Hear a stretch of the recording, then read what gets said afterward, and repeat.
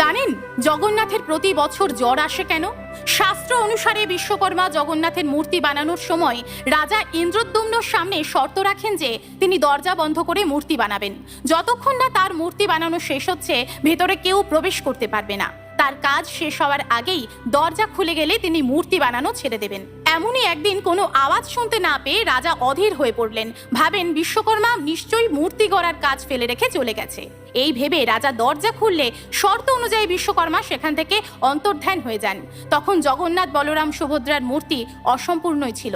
তাই দেখে রাজা বিলাপ করতে শুরু করলে নারদ রাজাকে দর্শন দিয়ে 108টি ঘটের জলে তার অভিষেক করার আদেশ দেন। তখন থেকে এই ধারণা প্রচলিত হয়ে পড়ে, যদি কোনো বালককে ঠান্ডা জলে অত্যাধিক স্নান করানো হয় তাহলে সে অসুস্থ হয়ে পড়বে।